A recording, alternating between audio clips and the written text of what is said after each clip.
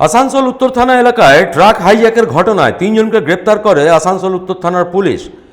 আজ ধৃতদের নিয়ে সাংবাদিক বৈঠক করেন ডিসিপি সেন্ট্রাল ধ্রুব দাস। সাংবাদিক বৈঠক থেকে ডিসিপি সেন্ট্রাল জানান, কল্যাণেশ্বরী এলাকা থেকে একটি ট্রাক মাল খালি করার সময় জুবিলি মোড়ের কাছে আসার পথে গাড়ির চালককে মারধর করে ট্রাক নিয়ে পালিয়ে যায় তারা।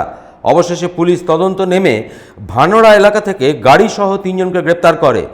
জামুইয়ের বাসিন্দা অলোক কুমার, যিনি একজন ড্রাইভার, তার ট্রাক নিয়ে যে ট্রাকটির নম্বর JH10BQ3392 ট্রাক নিয়ে কল্যাণেশ্বরীতে কোনো একটা জায়গায় তার যে মাল নিয়েছিলেন সেটা আনলোড করার পর ফিরছিলেন। আমাদের চৌরঙ্গির কাছাকাছি একটি জায়গায় গাড়িটা দাঁড় করি খাবেরিক করে। সে টাইমে 3 জন অপরিচিত লোক গাড়িতে উঠে ওকে মারধর করে এবং গাড়ি এগিয়ে নিয়ে চলে যেতে বলে। তো গাড়িটা জুবিলির কাছাকাছি আসার পর ওদের নামিয়ে দেয় এবং গাড়ি নিয়ে চলে যায়। তো ওই ব্যক্তি থানায় এসে কমপ্লেন করেন।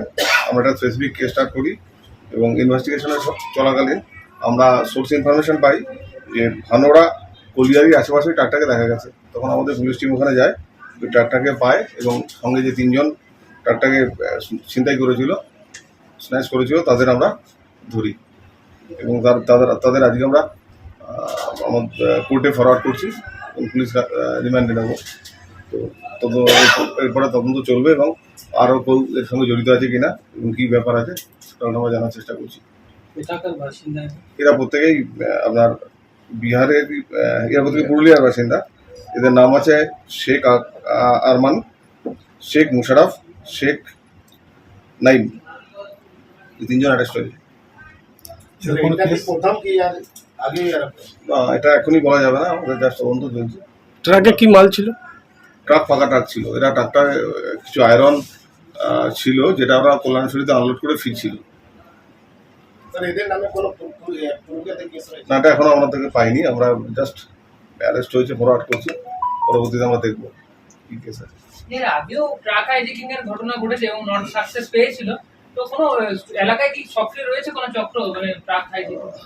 এর আগেও ডেফিনেটলি প্রিভিয়াস কিছু কেস ছিল, সেগুলো আমরা ডিটেক্ট করেছি, অ্যারেস্ট করেছি। এটাও আর একটা কেস আমরা সবেমাত্র অ্যারেস্ট করেছি। তো ডেফিনেটলি এখানে এসে ওরা করেছে, সেটা তো আমরা অস্বীকার করতে পারবো না, বাট দেখছি আর কোনো চক্র আছে কিনা। আজ ধৃতদের আসানসোল আদালতে তোলা হবে বলে জানা যায়। ধৃতরা 3 জনেই পুরুলিয়ার বাসিন্দা।